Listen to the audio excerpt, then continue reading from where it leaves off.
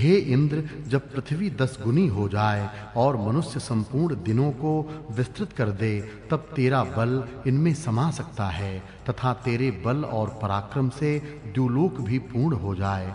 हे शत्रुओं को मारने की इच्छा वाले इंद्र, तू बल की साक्षात मूर्ति है, तू विस्तृत भूमि की प्रतिमा है। यह इंद्र महान वीरों से युक्त द्यौ का भी स्वामी है। तू अपने यश से संपूर्ण अंतरिक्ष को पूर्ण करता है। यह सत्य है कि तेरे जैसा दूसरा कोई नहीं है, जिसके विस्तार को द्युलोक और पृथ्वी लोक भी न पा सकें। लोक तथा नदियां भी इस इंद्र के अंत को न पा सकें। यह अकेला ही विश्व को बनाता है। धन देने वालों की निंदा करना ठीक नहीं। यह इंद्र धन का स्वामी है, वह दानियों का नेता है, विशेष तेजस्वी है, वह मित्रों के लिए मित्र है। चारों ओर का धन इसी इंद्र का है। इंद्र गायों और घोड़ों से हमारी दरिद्रता को रोकते हुए उत्तम मन वाला हो। इस इंद्र ने युद्ध में 10,000 असुरों को पीछे न हटते हुए मारा। अपने मित्र वज्र से दूर देश में नमुच को मारा। यह बलवान इंद्र अपने सामर्थ्य से ही बलवान है। यह इंद्र महान यश वाला, प्राणों का दाता, शत्रुओं को मारने वाला तथा बलवान है। असुर के सैन्य समूह को मारते हुए तीक्ष्ण किए गए हाथ में पकड़े हुए वज्र को उन पर मारता है। गरजते हुए इंद्र ने सेनाओं के होते हुए भी लंबी-लंबी सांस लेने वाले शुष्ण के सिर पर शस्त्रास्त्रों को मारा। जो इंद्र के शासन में रहता है, वह मनुष्य तेजस्वी, सज्जनों का पालक और समृद्धशाली होता है। जो तेरे बल, महत्ता और सामर्थ्य को बढ़ाते हैं, वे कर्मों से समृद्धशाली हों। हे इंद्र, हम में अमूल्य यश, महान शत्रु को पराजित करने वाले प्रवृद्ध बल को स्थापित कर। इस इंद्र की श्रेष्ठता द्युलोक से भी ज्यादा फैली हुई है। पृथ्वी भी अपने बल से इंद्र को नहीं हरा सकती। युद्ध करने वाला वह इंद्र प्राचीन काल से ही अपने बल के कारण प्रशंसित होता है। तू इंद्र बड़े-बड़े पौरुषों को धारण करने वालों पर भी शासन करता है। वह वीर इंद्र सभी कार्यों में आगे किया जाता है। वह लोगों में अपनी शक्ति प्रकट करता है। वह योद्धा इंद्र मनुष्यों के हित के लिए अपने बल से बड़े-बड़े युद्धों को करता है। वह उत्तम कर्म करने वाला वीर शत्रु के निर्माण किए नगरों को विनष्ट करता है। इस इंद्र के सारथी घोड़ों पर अच्छा नियंत्रण रखते हैं। प्रसिद्ध शत्रु भी तुझे नहीं दबा सकते। हे इंद्र, तू हाथों में क्षय रहित धन को धारण करता है। तेरे शरीर से बहुत से कर्म होते हैं। जैसे धन के चाहने वाले परदेश जाने के लिए समुद्र में जाते हैं, परदेश में जाकर व्यापार आदि करके धन कमाते हैं, वह लोहे के कवच वाला, शत्रुओं को मारने वाला इंद्र उत्साह में मायावी शुष्ण को कारागृहों में रस्सियों से बांधता है। शत्रु को मारने वाला बल संग्राम में चमकता है। वह इंद्र अपने बल से अंधकार का नाश करता है। जब इंद्र को दिव्य बल सींचता है, तब वह इंद्र बहुत धूल उड़ाता है। अर्थात जब बल से युक्त होने पर सेनाओं के साथ शत्रु पर हमला करता है, तब सेना के चलने से बहुत धूल उड़ती है। इस इंद्र का धन सभी मनुष्यों के लिए खुला हुआ है। जिस प्रकार नीचे की तरफ वेग से बहने वाले धन को रोकना मुश्किल है, उसी प्रकार इस इंद्र के धन को एक जगह रोकना कठिन है। हम इंद्र के तेजस्वी तथा प्रसिद्ध सामर्थ्य और तेज लोगों को अन्नादि देने के लिए प्रयत्नशील करते हैं। इस इंद्र के यश को दूसरा कोई नष्ट नहीं कर सकता। महान द्युलोक भी तेरे पराक्रम की प्रशंसा करता है। यह पृथ्वी तेरे बल के आगे झुकती है। केवल वह इंद्र ही सब बलों को धारण करता है। बल के साथ उत्पन्न हुआ अमर यह अग्नि हवि से देवों का सत्कार करता है। भृगुओं ने मनुष्य के समाज में सब मनुष्यों के कल्याण करने और उनके जन्म को दिव्य बनाने के लिए इस अग्नि को स्थापित किया। हिंसा रहित अकुटिल कर्मों में इस अग्नि की प्रशंसा की जाती है। यह अग्नि सब प्राणियों की नाभि अर्थात केंद्र है। हे विश्व के नेता, तूने आर्यों के लिए प्रकाश का मार्ग बताया। जिस प्रकार सूर्य में सभी किरणें रहती हैं, उसी प्रकार इस विश्व के नेता अग्नि में सभी तरह के धन रहते हैं। चर तथा अचर दोनों तरह के लोग इस अग्नि के शासन में रहते हैं। इसी इंद्र के लिए त्वष्टा ने उत्तम वेगवान वज्र को तैयार किया। उस इंद्र ने विशाल द्यावा पृथ्वी को अपने अधीन किया, अतः वे द्यावा पृथ्वी इसकी महिमा का पार न पा सके। युद्ध में अपने बल से प्रकाशित होने वाला श्रेष्ठ वीर इंद्र युद्ध के लिए हमेशा तैयार रहता है। इस इंद्र की महिमा द्यू, पृथ्वी और अंतरिक्ष से भी बड़ी है। शत्रु द्वारा कब्जे में की गई भूमि को इंद्र ने छुड़ाया। इस इंद्र के बल से नदियां बहती हैं। वज्र से इंद्र ने नदियों को सीमित किया। शत्रुओं पर आक्रमण करने वाला इंद्र शत्रुओं को विनष्ट करने वाले की ही सहायता करता है। यह इंद्र अपने ही गुणों के कारण सबसे प्रशंसनीय होता है। यह इंद्र अकेला ही बहुत से धनों का ईश्वर है। अत्यंत प्रयत्न करने वाले ही अत्यंत सुंदर रूप वाली बुद्धि को प्राप्त करते हैं। इसी इंद्र की सहायता से हमारे पूर्वजों ने ज्ञान को प्राप्त किया था और पदों के ज्ञाता बने थे। इस दर्शनीय इंद्र का कर्म अत्यधिक प्रशंसनीय और अत्यधिक सुंदर है। उत्तम कर्म करने वाला बल का पुत्र इंद्र अपने मित्रों का प्राचीन काल से धारण पोषण करता आ रहा है। इस इंद्र ने उत्पन्न होते ही भयभीत द्युलोक और पृथ्वी लोक को अपने बलों से धारण किया। इस इंद्र के डर से सभी बड़े-बड़े पहाड़ दृढ़ होते हुए भी किरणों के समान कांपते हैं। इस इंद्र ने बुराइयों को दूर करने वाले सज्जन की रक्षा के लिए शोषण करने वाले को मारा। हे इंद्र, तू शत्रु मनुष्यों के क्रोधित होकर सामने आने पर उस दृढ़ से दृढ़ शत्रु को भी मार देता है।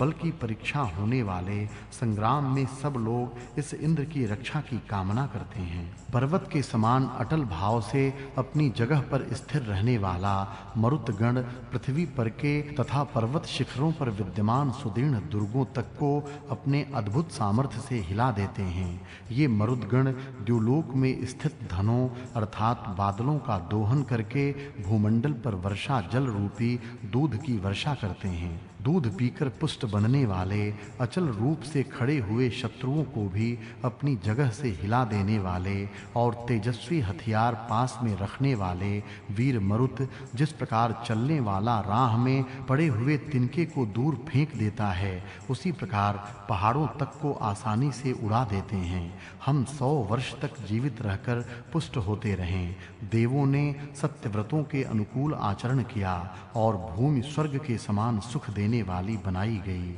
यह अग्रणी उषः काल में जागकर अपने कर्म से अन्यों को भी जगाने वाला है।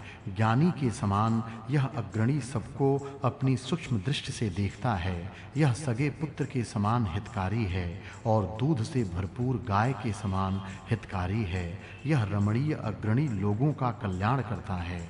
प्रजाजनों में प्रशंसित तथा प्रसन्न मन वाला यह अग्रणी नेता लोगों के हित के लिए अपना जीवन अर्पित करता है। घर में जिस प्रकार स्त्री सुखदाई होती है, उसी तरह यह अपनी सबको पर्याप्त सुख देता है। यह अग्रणी वीर युद्धों में और अधिक तेजस्वी हो जाता है। शत्रु पर प्रेरित की गई सेना के समान और वेग से फेंके गए अस्त्र के समान यह अग्रणी बलशाली है। जिस प्रकार कोई राजा सर्वगुण संपन्न वीर को अपना सहायक चुनता है, उसी प्रकार सबका मित्र और सज्जनों का हित करने वाला यह अग्रणी प्रजा के कल्याण करने वाले को अपना सहायक चुनता है। जो इस अग्रणी की उपासना करता है, उसे ही यह अग्नि धन प्राप्ति के मार्ग बताता है। सभी देवों का महत्व इस अग्नि ने पा लिया। यह अग्रणी देव अन्य सब देवों की अपेक्षा अधिक महत्व वाला है। इस अमर अग्नि की उपासना करके सब लोग यश, सत्य और देवत्व प्राप्त करते हैं। जो ज्ञान प्राप्त करता है, वही धन भी प्राप्त करता है। जो मनुष्य इस अग्नि के शासन में रहकर कर्म करते हैं, उनके लिए यह अग्नि धन के द्वार खोल देता है। देवों का पुत्र होता हुआ भी यह अग्नि उनका पिता है, अर्थात देवों द्वारा उत्पन्न होकर भी यह अग्नि हवि आदि पहुंचाकर उनका पालन करता है। बुद्धिमान होते हुए भी यह अग्नि निरहंकारी है। यह सुखदायक अग्रणी प्रसन्न होने पर भक्तों को दुख से पार कराता है। यह अग्रणी सारे देव भावों को प्राप्त करता है। इस अग्रणी के नियमों को कोई तोड़ नहीं सकता। द्वारों को खोलकर इस अग्नि की किरणें अनंत आकाश में फैल जाती हैं। यह अग्निदेव बुद्धि से प्राप्त करने योग्य हैं। वह अग्नि देवों के संपूर्ण कर्मों और मनुष्यों के जन्मों को जानता है। राष्ट्र की प्रजाएं, धन की स्वामिनी, तेज धारण करने वाली, पोषण करने वाली, तृष्णा रहित, कर्म करने वाली, हविदान और अन्नदान से देवों और मनुष्यों को बढ़ाने वाली हों। इस अग्नि को जो अपने घर में प्रकाशित करता एवं प्रतिदिन हवि देता है, उसकी आयु बढ़ती है और उसे धन प्राप्त होता है। हे अग्नि, तू क्रांतदर्शी होने के कारण सब कुछ जानने वाला है। अतः तू पितरों से आई हुई हमारी मित्रता नष्ट न कर। रूप को बुढ़ापा नष्ट कर देता है। अतः हे अग्नि, विनाश करने वाले इस बुढ़ापे के आने के पहले ही उस बुढ़ापे को तू समाप्त कर दे। खोजने वाले ज्ञानी अग्नि के उत्तम स्थान तक पहुंच ही जाते हैं। राष्ट्र में अग्रणी को प्रजा का आचार विचार जानकर उनके जीवन के लिए और उनकी भूख मिटाने के लिए अन्न की प्राप्ति के लिए प्रयत्न करना चाहिए। सत्य को जानने वालों ने ऐश्वर्य का मार्ग जान लिया। दुलोक में देवों ने जब दो आंखें अर्थात सूर्य चंद्र बनाए, उसी समय उन्होंने इस अग्नि में सुंदर तेज स्थापित किया। सुख से विश्राम करने वाले अतिथि की तरह सुख देने वाला यह अग्नि है। जो सत्य मार्ग पर चलता है, वह अपने कर्मों से सारे पापों से सबको सुरक्षित रखता है। हितकारी मित्रों से युक्त व्यक्ति ही इस संसार में सुख से रह सकता है। आनंदित और पतिव्रता नारी ही संसार को धारण करती है। विद्वान दाताओं को दीर्घायु प्राप्त हो।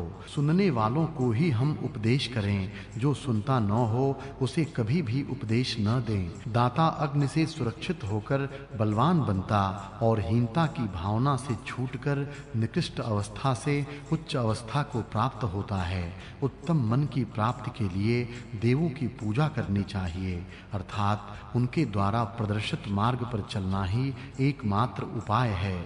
मनुष्यों को चाहिए कि वह स्वयं ज्ञानी बनकर ज्ञानियों के साथ प्रशस्त कर्म करे। यह अग्रणी मनुष्यों का हित करने के लिए दिव्य ज्ञानियों की सहायता लेता है। वह अग्नि इस शरीर रूपी रथ का रथी अर्थात स्वामी है।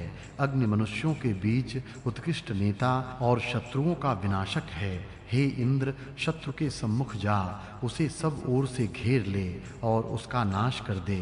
तेरा वज्र कभी पराभूत नहीं किया जा सकता। स्वराज्य का सत्कार करते हुए हे इंद्र, तू शत्रुओं को मार। तेरा बल मनुष्यों का हित करने वाला है। हे इंद्र, तेरा ही पराक्रम उत्कृष्ट है, क्योंकि तूने अपने स्वराज्य की पूजा करते हुए उस कपटी शत्रु को कपट से ही मारा। स्वराज्य की अर्चना करने वाले इंद्र का पराक्रम महान है। उसकी भुजाओं में बहुत बल है। यह इंद्र छोटे को भी बड़ा बना देता है। कोई भी तेरे समान नहीं है।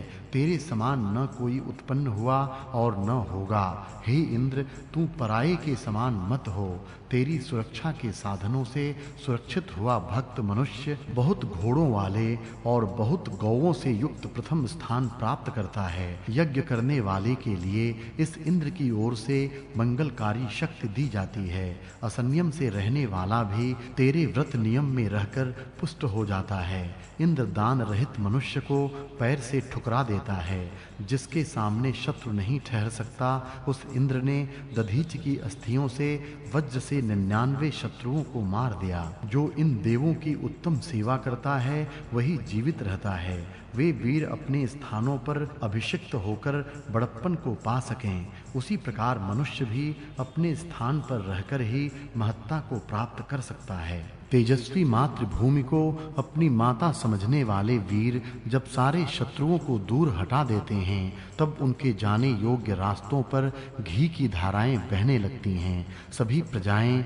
उन वीरों को पौष्टिक पदार्थ प्रदान करके उनका सत्कार करती हैं। राजाओं के समान तेजस्वी दिखाई देने वाले नेता वीर हैं, इसलिए इन मरुतों से सारे लोग भयभीत हो उठते हैं। हम वीर मरुतों की सहायता से राष्ट्र में से सभी पेटू दुरात्माओं को दूर कर दें और जिस तेज को हम पाने के लिए लालायित हैं वह हम प्राप्त करें। जब सचमुच ये वीर अच्छे कर्म करने के लिए कटिबद्ध हो जाते हैं तब उनके वेगवान हमलों से पृथ्वी भी अनाथ नारी के समान थरथर कांपने लगती है। विजय, श्री तथा सुख पाने के लिए तुम्हारे शरीरों पर शस्त्रास्त्र लटकते रहें, किसी पर अत्याचार करने के लिए नहीं।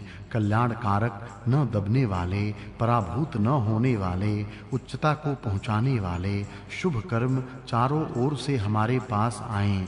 प्रगति को न रोकने वाले तथा सुरक्षा करने वाले देव हमारा सदा संवर्धन करें। सरल और सत्य मार्ग पर चलने वालों की उत्तम बुद्धि सबका कल्याण करने वाली होती है। देवों का दान सदा मिलता रहे, देवों की मित्रता में हम सदा रहें। उत्तम जीवन जीने के लिए देव हमारी आयु दीर्घ करें। स्थावर और जंगम के अधिपति बुद्धि को प्रेरणा देने वाले उस ईश्वर को हम अपनी सुरक्षा के लिए बुलाते हैं। वह पोषक देव हमारे ऐश्वर्य की समृद्धि करने वाला हो। वह आलस्य रहित देव हमारा कल्याण करे और संरक्षक होवे। बहुत यशस्वी इंद्र, सर्वज्ञ पूषा, निरंतर चलने वाले रथ से युक्त तार्क्ष और बृहस्पति हमारा कल्याण करें। कानों से हम कल्याणकारी भाषण सुनें, आंखों से हम कल्याणकारक वस्तु देखें। स्थिर तथा सुदृढ़ अवयवों से युक्त शरीरों से हम देवों की स्तुति करते हुए जितनी हमारी आयु है वहां तक हम देवों का हित ही करें। 100 वर्ष तक ही हमारे आयुष्य की मर्यादा है, उसमें भी हमारे शरीर की वृद्धावस्था शामिल है। हमारी आयु बीच में ही न टूटे। ज्ञानी मित्र वरुण और अर्यमा हमें सरल नीति के मार्ग से ले जावें। सरल और सत्य आचरण करने वालों के लिए वायु और नदियां मीठे रस से भरपूर होकर बहती हैं। हमारे दीर्घ जीवन के लिए सोम प्रशंसनीय वनस्पति है। इस सोम के अनुकूल रहने पर हम नहीं मरेंगे। इस सोम से रक्षित हुआ भक्त नाश को प्राप्त नहीं होता। हे सोम, हमारे हृदय में शांति एवं संतोष उत्पन्न कर। उत्तम कर्म करने वाले को तथा उत्तम दानी को यह उषा प्रतिदिन भरपूर अन्न देती है। यह उषा देवी मनुष्य की आयु को क्षीण करती जाती है।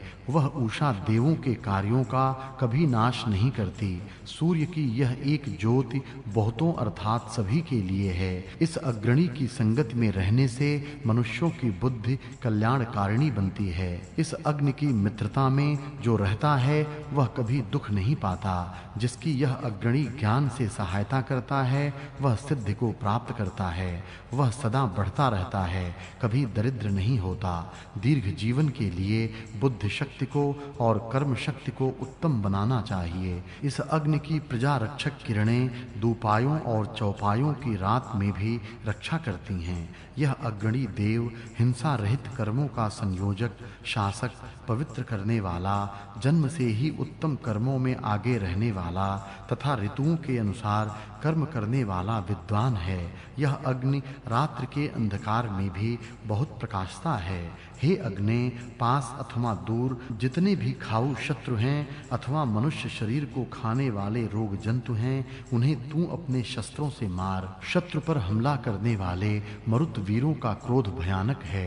यह उत्तम गुणों से युक्त अग्रणी उत्तम गुण वालों से ही मित्रता करता है। तेजस्वी होकर यह अग्नि उपासक को अत्यधिक सुख देता है। सभी हिंसा रहित यज्ञों को करने वाला उपासक पाप रहित और कल्याणकारी बल से युक्त होता है। यज्ञ की समिति दिव्यता का फैलाव करने वाली होती है। निर्मल स्थान में यह अग्नि मार्ग बनाता और जल प्रवाह तथा पानी के स्रोत उत्पन्न करता है। वह तेजस्वी पानी की तरंगों से पृथ्वी को भर देता है। सब अन्नों को प्राणियों के पेट में स्थापित करता है। यह अग्नि धन का आधार, ऐश्वर्यों की प्राप्ति कराने वाला, यज्ञ का ज्ञान कराने वाला और प्रगतिशील मानव के लिए इष्ट सिद्ध देने वाला है। यह अग्नि इस समय और पहले भी अर्थात सनातन रूप से संपत्ति का घर है। संपत्ति दाता यह अग्नि दीर्घ आयु प्रदान करता है। सब जनता का हित करने वाले की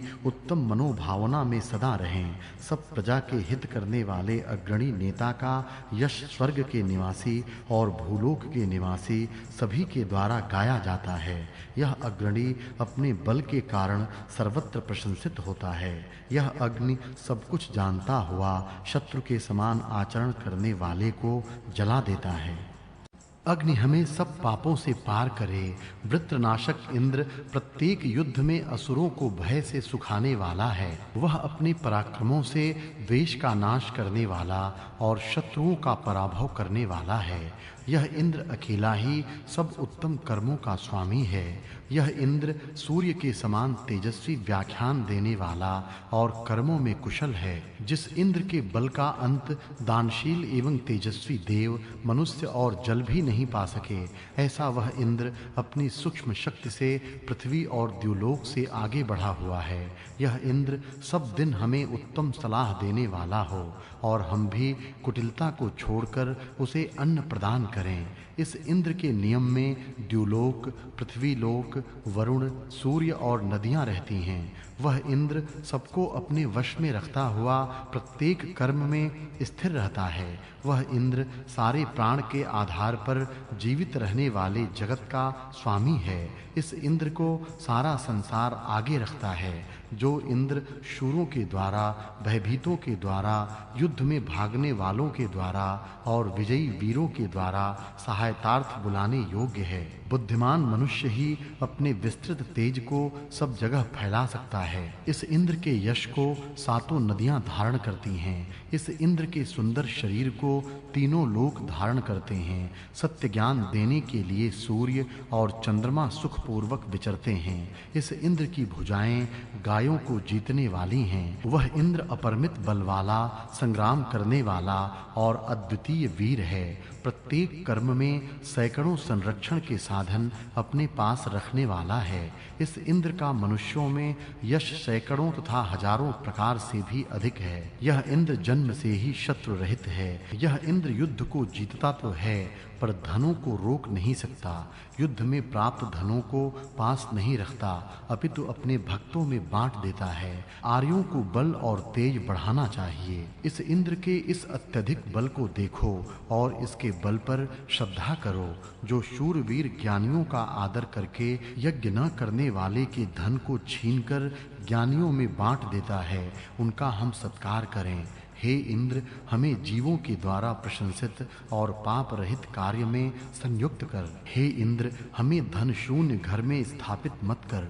इच्छा करने वाले अपने प्राप्तव्य को निसंदेह प्राप्त कर ही लेते हैं। आनंद देने वाले सोम से रहित स्थान में हम कभी भी न रहें। यह जो आदित्य का मार्ग है, उसका अतिक्रमण नहीं करना चाहिए। साधारण मनुष्य उस मार्ग को देख भी नहीं सकते। जो तेरे पास मानवों का हित करने वाला, सच्चा सुख देने और दुख दूर करने का साधन है, वही हम मांगते हैं। हमारे संतान रूपी किरणों का विच्छेद न करो।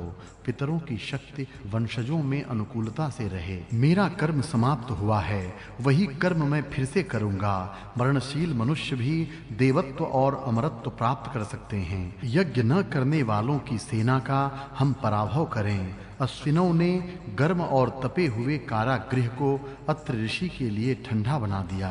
अश्विनों ने अपनी शक्तियों से अंधे ऋषि परावृक को देखने के लिए दृष्टि संपन्न किया और लंगड़े को चलने के लिए टांग से युक्त किया। अश्विनों ने अपनी शक्तियों से विमत की धर्मपत्नी को उसके पास पहुंचाया। अरुण रंग की घोड़ियों को अश्विनों ने पूर्णतया शिक्षित किया। तेजस्वी पदार्थों के तेज से भी अधिक श्रेष्ठ उषा का यह तेज पूर्व दिशा में प्रकट हो रहा है। जिस तरह रात्रि सूर्य की उत्पत्ति के लिए उत्पन्न हुई है, वैसे ही यह रात्रि उषा के जन्म के लिए भी स्थान खुला कर रही है।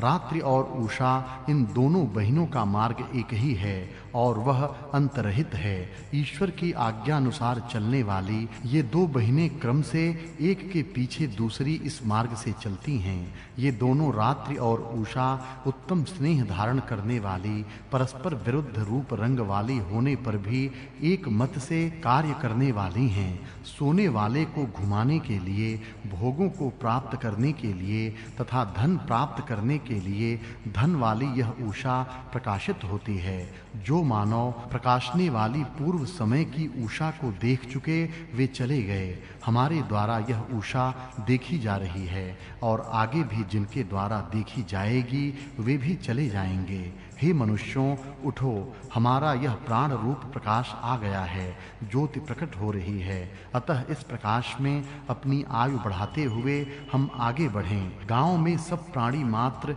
हिष्ट-पुष्ट और निरोगी रहें और द्विपद और चतुष्पाद के लिए शांति प्राप्त हो। हे सुखदायक रुद्रदेव, तेरी उत्तम बुद्धि को हम सब प्राप्त करें। यह सूर्य देवों का तेज और विलक्षण आँख है। यह सूर्य चराचर जगत की आत्मा है। जहाँ देवत्व प्राप्ति के इच्छुक मनुष्य योग्य कर्म करते हैं, वहाँ उस कल्याणकारी पुरुष का कल्याण करने के लिए यह सूर्य अपना प्रकाश फैलाता है। सूर्य की किरणें कल्याण करने वाली और आनंद देने वाली हैं। काम करने वालों का काम पूरा भी नहीं हो पाता कि यह सूर्य बीच में ही अपनी फैली किरणों को समेट लेता है। यही सूर्य का देवत्व और महत्व है। असत्य से दूर रहने वाले दोनों अश्विनों आकाश में वेग से उड़ने वाले, शीघ्र गति से जाने वाले देवों की गति से संचालित होने वाले यानों से शीघ्र गति से जाने वाले हैं। निज शक्तियों से युक्त अंतरिक्ष में से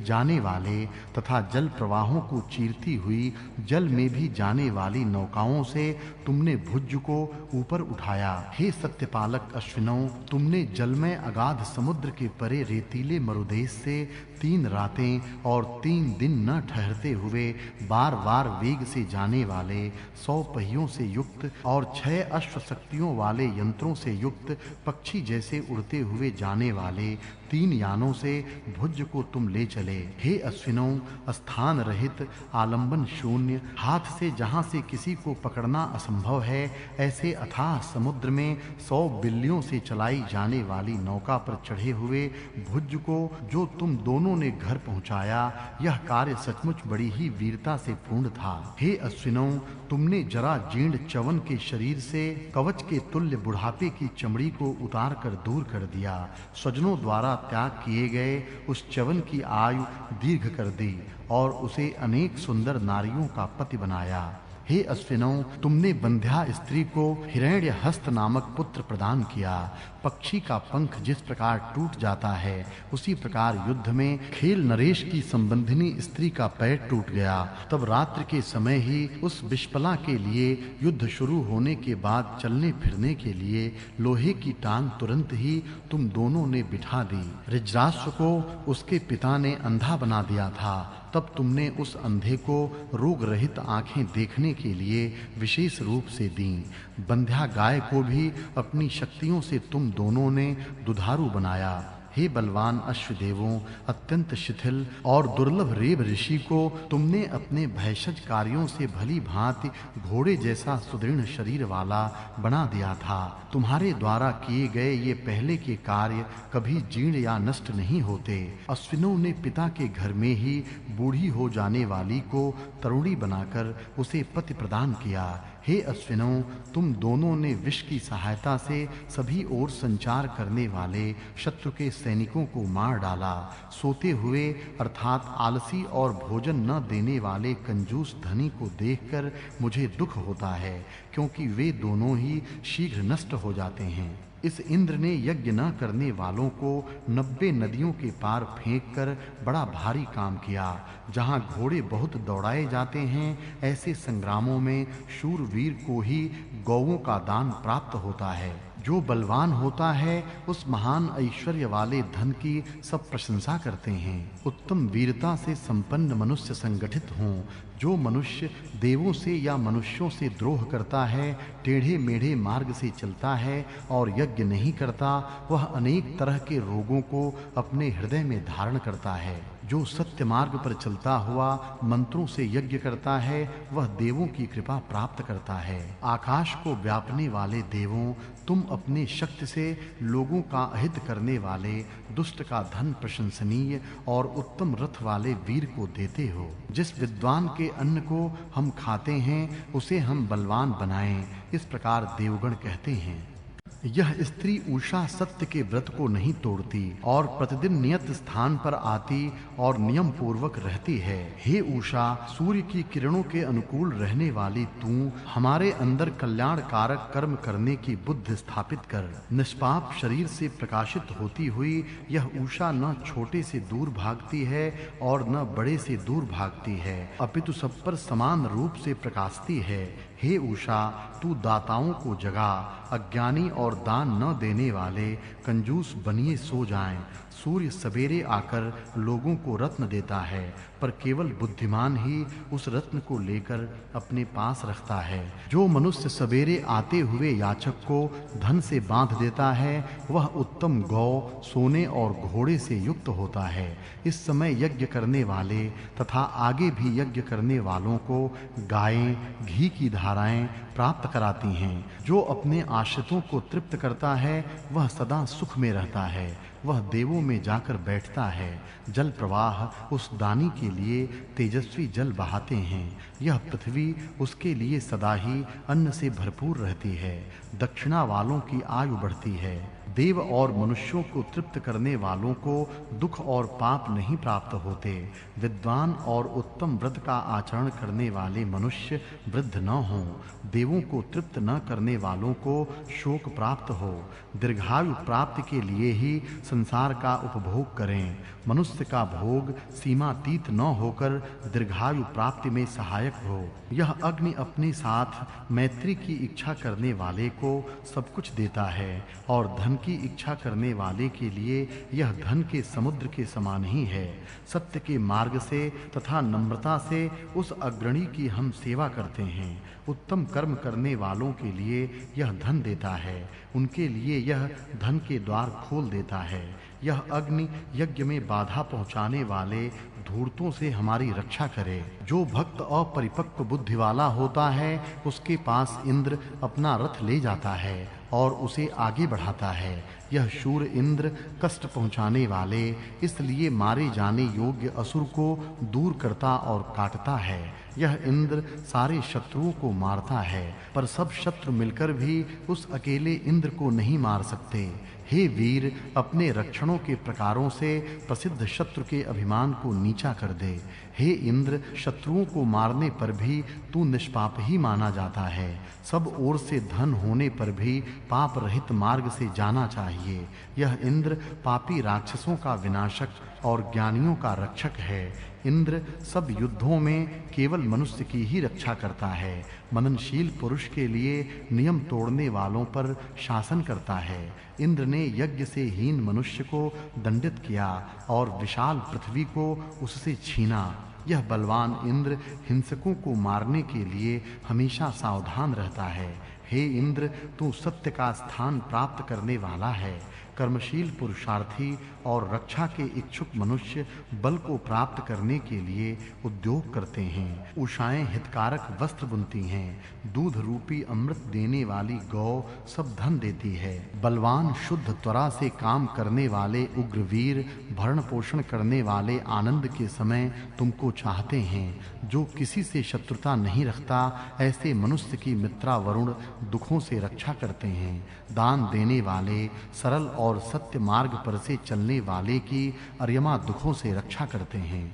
बुद्धिमान जन अपने पुरुषार्थ से भोगों को भोगते हैं। दिव्य अग्नि का वह दर्शनीय तेज शरीर की सुदृढ़ता के लिए लोक धारण करते हैं। साम्राज्य को उत्तमता से धारण करने वाला राजा प्रजाओं द्वारा प्रशंसित होता है। शुभ मुख वाले मनुष्य का तेज चारों ओर फैलता है। मरुतों के गर्जन के समान, आक्रमण करने वाली सेना के समान तथा आकाश के वज्र के समान बलशाली इस अग्नि को कोई हटा नहीं सकता। वह अग्नि हमारी निर्मल बुद्धि को प्रेरित करता है। अनेक मानवी युगों तक अर्थात अनंत काल तक बहुत संचार करता हुआ भी यह अग्नि कभी बूढ़ा नहीं होता, सदा तरुण ही बना रहता है। धीर बुद्धिमान मनुष्य जो मन से निश्चय कर लेता है, उसे पहले ही कर डालता है। बाद में नहीं, क्योंकि वह किसी का कहना सुनना पसंद नहीं करता। गर्वहीन मनुष्य ही इस अग्नि के बल से युक्त होता है। यह अग्रणी अग्नि मनुष्यों को ज्ञान का उपदेश देता है। एक मनुष्य इस देव को पीड़ा पहुंचाता है तो दूसरा मनुष्य इस देव की स्तुति करता है। यह अग्नि पुण्यशालियों की रक्षा करता है। पापी, दान देने से रोकने वाला तथा स्वयं भी दान न देने वाला मनुष्य स्वयं नष्ट हो जाता है। दूसरों को बुरे शब्द बोलने वाले का ही शरीर क्षीण हो जाएगा। यह अग्नि इस अविनश्वर आत्मा की नगरी, इस शरीर को चारों ओर से प्रकाशित करता है। जो सत्य हो उसकी घोषणा करनी चाहिए। ये मित्र और वरुण असत्य भाषण करने वालों को नष्ट करके मनुष्यों को सत्य से संयुक्त करते हैं। देवों की निंदा करने वाला प्रथम शक्तिशाली होते हुए भी बाद में शक्तिहीन हो जाते हैं। गायों से अत्यधिक ममता या प्रेम रखने वालों को गायें अपनी सभी थनों से दूध देकर पुष्ट करती हैं। मित्रा वरुण की उपासना करते हुए मनुष्य मृत्यु को दूर कर सकता है। सत्य मार्ग पर चलने वाले तथा हवि देने वाले मनुष्य को न काटे जाने योग्य गायें तृप्त करती हैं। जिसके आधार पर सारे भुवन रहते हैं, वह विष्णु अपने पराक्रम के कारण सर्वत्र प्रशंसित होता है। यह विष्णु अकेला ही इस लंबे और चौड़े द्युलोक को नाप देता है। इस विष्णु के अमृत से भरपूर कदम कभी नष्ट न होते हुए अपनी धारण शक्ति से हर्षित होते हैं। देवत्व को प्राप्त करने वाले मनुष्य जहां आनंद करते हैं, विष्णु के उस प्रिय स्थान को हम भी प्राप्त करें। यह विष्णु पराक्रम करने वाले उद्योगियों का भाई अर्थात सहायक होता है। विष्णु के उस उत्तम स्थान में अमृत का झरना बहता है। हे दंपति, तुम्हारे निवास के लिए घर ऐसे हों जहां अत्यंत तीक्ष्ण सूर्य किरणें प्रविष्ट हो सकें, अथवा घर ऐसे हों कि जहां उत्तम सींगों वाले गाय रह सकें। ऐसे ही उत्तम घरों में बलवान विष्णु का वह श्रेष्ठ स्थान प्रकाशित होता है। मनुष्य तेजस्वी दृष्टि वाले इस विष्णु के 2 पैर का ही ज्ञान प्राप्त कर सकता है। इस विष्णु के तीसरे कदम को कोई भी हरा नहीं सकता। हे व्यापक देव, महान तुम्हारी उत्तम बुद्धि को हम प्राप्त करें। बुद्धिमान विष्णु श्रेष्ठ पुरुष को हर तरह से उत्तम बनाता है। जिसने तुम दोनों के भक्त को बांधा, वही अब भूमि पर धूल खाता पड़ा है। द्रोह न करने वाले माता पिता का मन अपनी स्तुतियों से प्रसन्न करना चाहिए। उत्तम कर्म करने वाले तथा दर्शनीय वे पुत्र प्रथम ज्ञान प्राप्त करने के लिए इन दोनों बड़ी माताओं अर्थात द्यावा पृथ्वियों को जानते हैं। वह सूर्य अपनी शक्ति से सभी लोकों को पवित्र करता है। उत्तम जमीन पर होने वाले अन्न की निंदा नहीं करनी चाहिए, अपितु उसकी प्रशंसा ही करनी चाहिए। जो देवों के द्वारा भक्षण करने योग्य अन्न की निंदा करते हैं, उन्हें हम मारें, ऐसा त्वष्टा ने कहा। उत्तम कर्म करने वाले ही यज्ञ के भाग को प्राप्त करते हैं। ज्ञानी, तेजस्वी और बलवान ही देवत्व प्राप्त कर सकते हैं। जब तक मनुष्य गाय के न रहने योग्य घर में रहेंगे, तब तक वे ऐश्वर्य को नहीं पा सकेंगे। जो कुछ भी करना हो वह मीठी और शुभ वाणी से ही बोला जाए। हम जो भी प्राप्त करना चाहें उसे उद्योग से ही प्राप्त करें। मनुष्यों को चाहिए कि वह अपने बल से ही बलवान बने। इस इंद्र से अप्रेरित ऐसा कोई मार्ग नहीं है। जिन कर्तव्यों को यह इंद्र करता है, उसका अंत पाने वाला न कोई हुआ है और न होगा। जिस कर्मों को यह इंद्र करना चाहता है, उन्हें मन लगाकर करता है, इसलिए उसका यश चारों ओर फैलता है। यह इंद्र वीर और विद्वान है, इसलिए यह जिनकी तरफ जाता है उनका स्वामी बन जाता है। अपने मान की प्रतिष्ठा के लिए शत्रुओं का संहार करना चाहिए। यज्ञ अमरता को जगाने वाला है। मरुत वीर उत्तम कर्मों को ही बढ़ावा देते हैं। हे उत्तम भाग देने वाले मरुतों, वह तुम्हारा शस्त्र और वज्र हमसे दूर रहे। इंद्र ने मित्र के साथ हित करने वाले सज्जनों के शत्रु और दान न देने वालों को मारा। यह इंद्र छल कपटों से रहित मनुष्यों का पालक है। झूठ मूठ में थक जाने का ढोंग दिखाने वालों को देव रक्षा नहीं करते, अर्थात जो प्रयत्न करके सचमुच थक जाता है उसी की देव रक्षा करते हैं। हे तेजस्वी देव, ऐश्वर्य की प्राप्ति के लिए हमें तो उत्तम मार्ग से ही ले चल। यह अग्निदेव हमारे सभी कर्मों को जानता है। हम कुटिल पापों से दूर रहें। हम प्रतिदिन इस देव की भक्ति करें। पाप से बचने का एकमात्र उपाय परमात्मा की उपासना है। कल्याणकारी मार्गों से हम सब तरह के दुर्गम पापों एवं दुखों के पार हों। यह पृथ्वी और नगर हमारे लिए विस्तृत और उत्तम हों। अग्नि की उपासना न करने वाले अर्थात नास्तिक मनुष्य रोगी होते हैं। इस अग्नि की उपासना करने वाले को आज या कल कभी भी भय प्राप्त नहीं होता। हे अग्नि, हमको पाप करने वाले, अधर्म से अन्न को खाने वाले, सुख के नाश करने वाले शत्रुओं के हाथों में मत सौंप। तेरा उपासक हिंसक और निंदकों से दूर रहता है। इस बृहस्पति का यश द्युलोक और पृथ्वी लोक में फैलता है। प्रथम मंडल समाप्त। हरि ओम। ऋग वेद का सुबोध भाष्य भाग 2। श्री गणेशाय नमः। हमारे पूर्वज ऋषि पथिकृत के नाम से अभिहित है। उन्होंने अपने ज्ञान के द्वारा लोगों को संत मार्ग का दर्शन कराया। उनका ध्येय वाक्य था मां परगाम पथो व्याम। हम संत मार्ग से कभी विचलित न हो।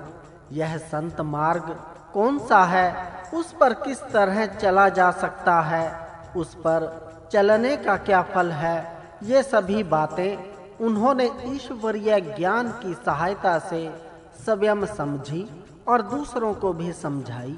यह ईश्वरीय ज्ञान ही वेदों की संज्ञा से अभिहित होता है। वेदों का स्थान आज भी भारत में महत्वपूर्ण है। हिंदुओं के परिवारों में जितने भी संस्कार होते हैं, वे सभी संस्कार वेद मंत्रों के द्वारा ही होते हैं। इसलिए हिंदुओं में जब तक ये संस्कार अक्षुण्ण रहेंगे, तब तक वेदों का महत्व भी अक्षुण्ण ही रहेगा। वेदों ने मानव मात्र को अमूल्य उपदेश दिए हैं, पर उपदेश देने की वैदिक पद्धति विलक्षण है। चारों वेदों में विधि निषेध के मंत्र बहुत ही थोड़े हैं। वैदिक ऋषियों ने बाइबल के मैं तुमसे कहता हूँ कि पद्धति कभी नहीं अपनाई। मैं तुमसे कहता हूँ मैं एक प्रकार की अनिवार्यता है, जबरदस्ती है और उपदेशक के घमंड का भी दर्शन होता है। मैं तुमसे अधिक ज्ञानी हूँ, इसलिए मैं तुम्हें उपदेश देता हूँ, तुम मेरे उपदेश के अनुसार चलो। इस प्रकार की अहंकारी भावना मैं तुमसे कहता हूँ इस वाक्य में छिपी हुई है।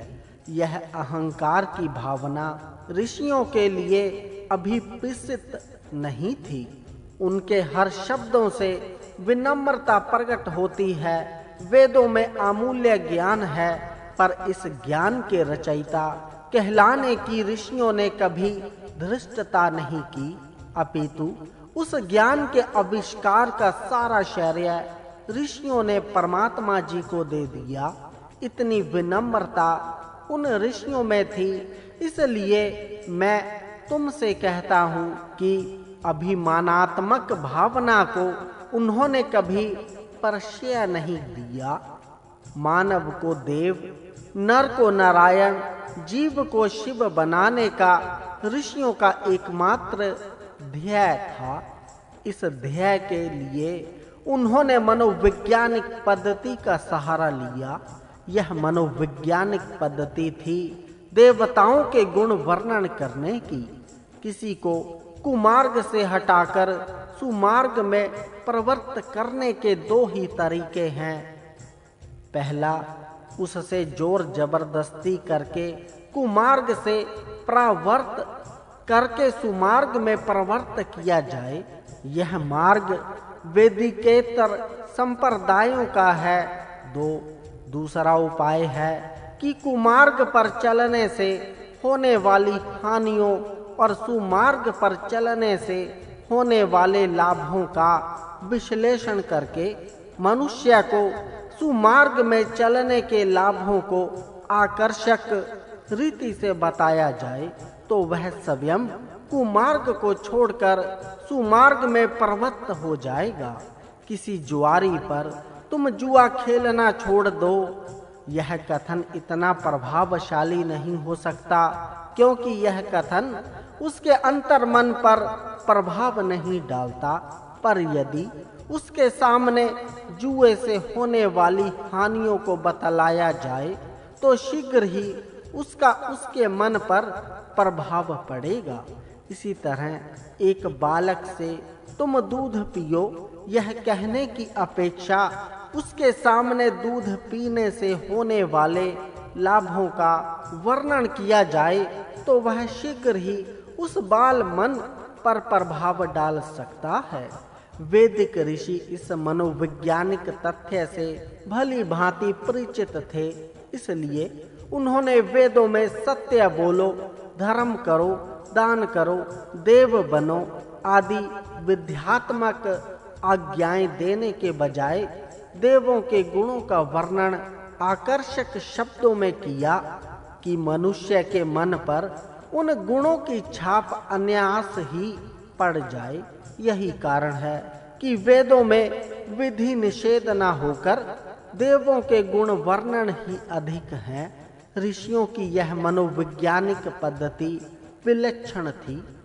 वेदार्थ के क्षेत्र प्राय सभी वैदिक ऋचाओं के अर्थ अधिभूत, अधिदेव, अधियज्ञ, अध्यात्म आदि अनेकों क्षेत्रों में लगता है।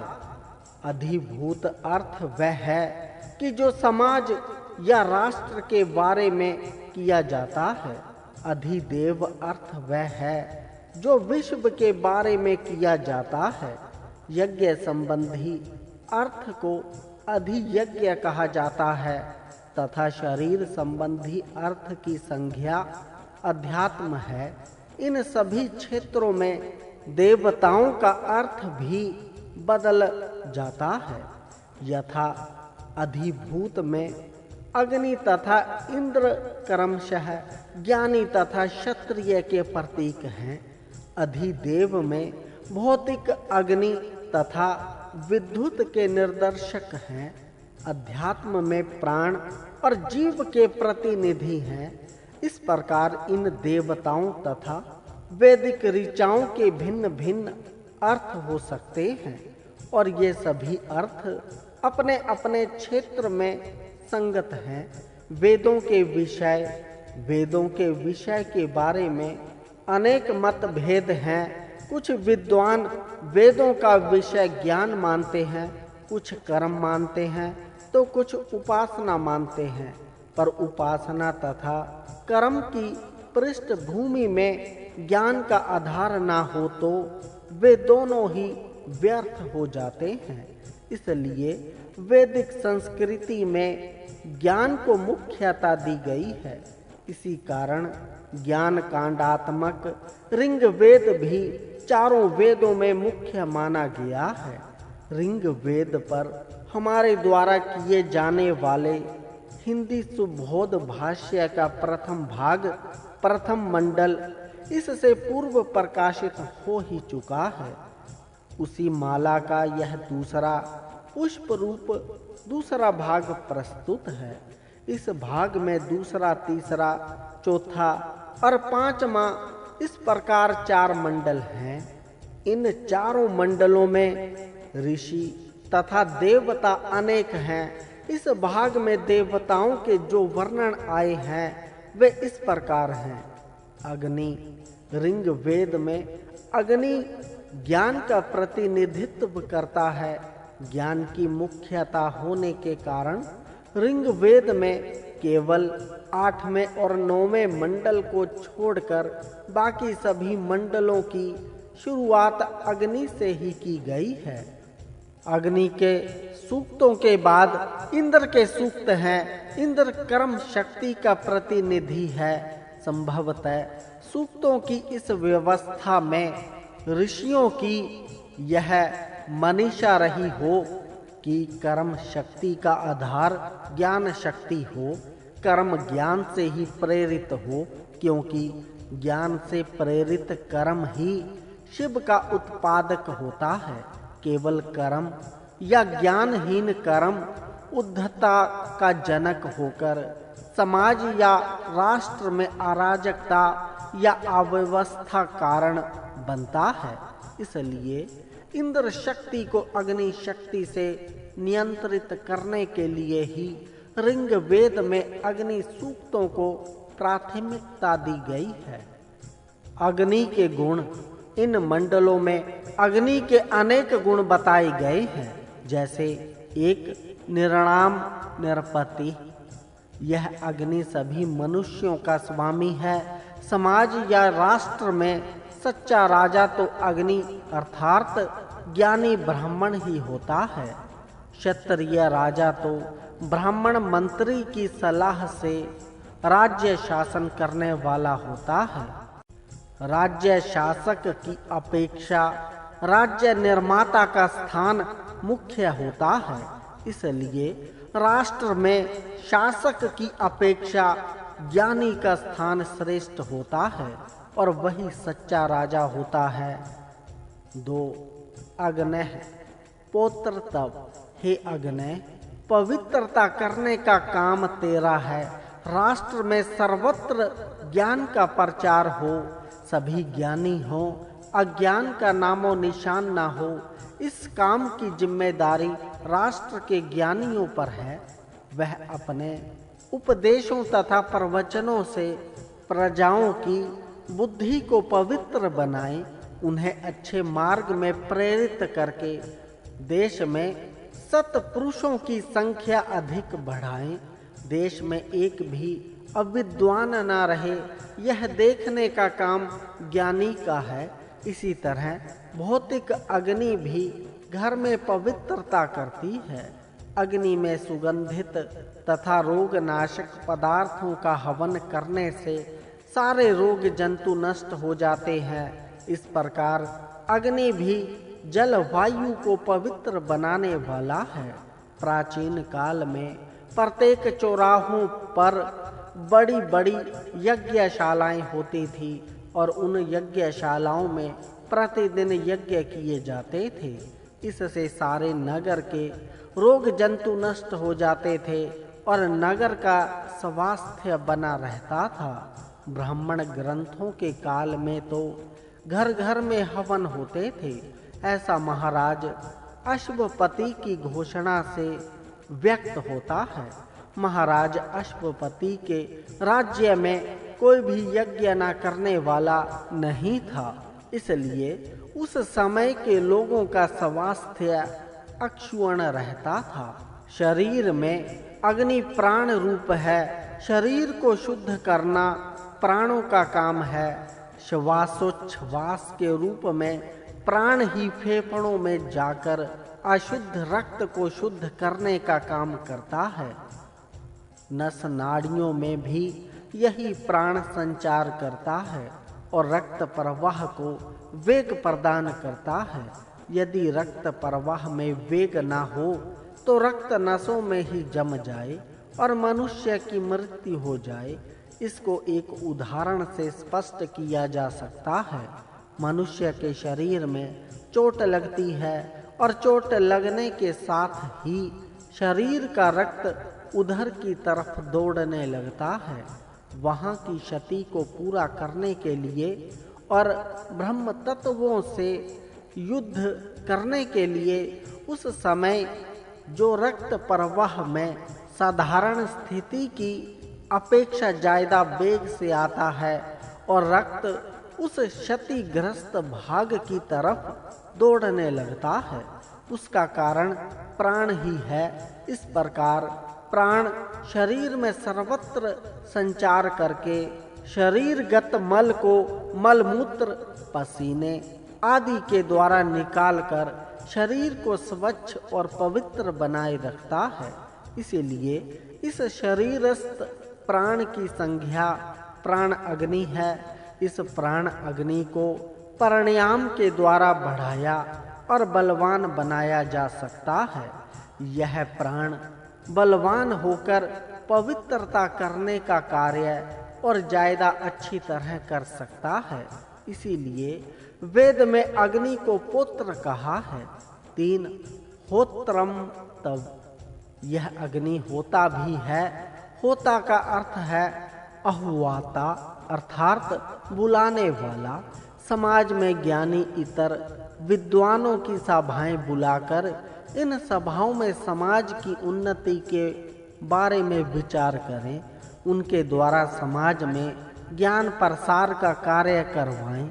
अग्नि को देवों को बुलाकर लाने वाला कहा है। देवों का अर्थ है विद्वान, अतः जो विद्वानों को बुलाकर लाता है वही अग्नि है। शरीर में देव इंद्रियां हैं। प्राण रूपी अग्नि जब तक शरीर में रहती है तभी तक ये इंद्रियां इस शरीर में रहती हैं। जब एक भ्रूण के शरीर में प्राण प्रवेश करता है उसी समय इतर देव भी उसकी इंद्रियों में प्रवेश करके शरीर को चेतना प्रदान करते हैं। इस प्रकार इस शरीर रूपी घर का सच्चा स्वामी तो अग्नि ही है, इसीलिए उसे गृहपति भी कहा है। अग्नि में इतर देवों का रूप, एक ही अग्नि अनेक देवों के रूप धारण करके अनेक कार्य करता है। अग्नि ही इस पृथ्वी में प्रविष्ट होकर सब पदार्थों का रूप धारण करती है। हे अग्नि, यह अग्नि सज्जनों में सर्वश्रेष्ठ होने के कारण इंद्र है। यह देवों में सर्वाधिक ऐश्वर्यवान होने के कारण इंद्र है। यही अग्नि 2 उराग्य सर्वत्र व्यापक होने से विष्णु जी है। यही सबसे बृहत होने के कारण ब्रह्मा है और नाना तरह की बुद्धियों से युक्त होने के कारण मेधावी है। व्रतों को धारण करके उनका पालन करने वाला होने के कारण वरुण है। सज्जनों का पालन करने वाला होने के कारण अर्यमा है। यह सबको प्राणों को प्रदान करने वाला होने के कारण असुरा है। 3 आदित्यास, यह अग्नि देवों का मुख है। यज्ञ अग्नि में डाली गई आहुति आदित्य में जाती है अथवा अग्नि में डाली गई हवि देवों के पास पहुंचती है। देवगण इसी अग्नि के द्वारा हवि का भक्षण करते हैं, इसलिए अग्नि को देवों का मुख बताया है। 4 शुच्य, इस अग्नि की किरणें जीवा को पवित्र करने वाली हैं। अग्नि के प्रज्वलित होने पर वेदों की ऋचाएं बोली जाती हैं और उन ऋचाओं के उच्चारण से बोलने वाली जीभ, मन और बुद्धि सभी पवित्र हो जाते हैं। इसीलिए अग्नि को जीभ को पवित्र करने वाला कहा गया है। 5 उत्तम कर्म करने वाली अग्नि को देवगण सबसे श्रेष्ठ स्थान पर स्थापित करते हैं। अग्निदेव सब देवों में इसलिए श्रेष्ठ माने जाते हैं कि वे सदा उत्तम कर्म करते हैं। इसी प्रकार जो मनुष्य उत्तम कर्म करते हैं वे सदा उत्तम स्थान पर रहते हैं। उत्तम कर्म करने वाले को विद्वान सदा सम्मानित करके श्रेष्ठ मानते हैं। शरीर का रक्षक अग्नि, देवों ने प्रिय और हितकारी अग्नि को मानवीय प्रजाओं में उसी प्रकार स्थापित किया जिस प्रकार प्रवास पर जाने वाला मनुष्य अपने घर की रक्षा के लिए किसी अपने मित्र को रख जाता है। मनुष्य के समाज में जब तक अग्नि रूपी ज्ञानी रहता है तभी तक समाज में चैतन्य रहता है। ज्ञानी ही अपने ज्ञान रस की धारा से सभी मनुष्यों में स्फूर्ति और उत्साह भरा करता है। यही स्फूर्ति और उत्साह समाज को चेतना प्रदान करता है। यही चेतना समाज की रक्षा करती है। जिस समाज में क्रिया शून्यता है, निरुत्साहता है, चैतन्य का अभाव है, वह समाज मृतवत हो जाता है। इसीलिए समाज की उन्नति या रक्षा ज्ञानी ही कर सकते हैं। इसी तरह शरीर में अग्नि उष्णता का निर्माण करता है और यही उष्णता शरीर को बनाए रखती है। जिसके शरीर में यह प्राण अग्नि की उष्णता जितनी अधिक होगी, इतना ही उत्साह और चैतन्य उस शरीर में होगा। यह उष्णता का अभाव होना ही मृत्यु है। मरे हुए मनुष्य के लिए कहा ही जाता है, वह तो ठंडा हो गया। यह ठंडा होना ही प्राण अग्नि का बुझ जाना है। इसीलिए शरीर में स्थित उष्णता ही शरीर का रक्षक है। आदि देविक या विश्व के क्षेत्र में भी उष्णता अनिवार्य तत्व है। सूर्य प्रतिदिन उदय होकर समस्त विश्व के प्राणी औषधि वनस्पतियों को उष्णता प्रदान करता है। इसी उष्णता से औषधि वनस्पतियां तथा वृक्ष के फल पककर खाने योग्य बनते हैं। इसी उष्णता के कारण समस्त भूत तत्व प्राण धारण करते हैं। इसीलिए उष्णता को जीवन बताया है। ऋग वेद में सूर्य जी को चराचर जगत की आत्मा कहा है। इस प्रकार अग्नि तत्व ही सर्वत्र व्याप्त होकर जगत को धारण करता है। अग्नि के व्रत, इस अग्नि के अटल नियमों में रहने वाला विद्वान पेड़ों की शाखाओं की तरह प्रतिदिन बढ़ता ही रहता है। अग्नि की उपासना करने से मनुष्य उन्नति करता जाता है। उपासना का अर्थ केवल किसी देव के गुणों का गान करना ही नहीं है, अपितु उस देव के गुणों को धारण करके दत्त बनना ही उस देव की सच्ची उपासना है। इसी तरह अग्नि की उपासना का अर्थ है उसके नियमों के अनुसार आचरण करके उन्नतिशील बनने की कोशिश करना। अब अग्नि के नियम कौन कौन से हैं यह बताते हैं। 1. अग्नि शुद्ध रहता है। अग्नि की स्वयं शुद्धता निर्विवाद है। जल अशुद्ध हो सकता है, वायु अशुद्ध हो सकता है, अन्न अशुद्ध हो सकता है, पर अग्नि कभी अशुद्ध नहीं हो सकता। वह सदा शुद्ध रहता है। इतना ही नहीं, उसमें जो भी पदार्थ डाले जाते हैं वे भी शुद्ध बन जाते हैं।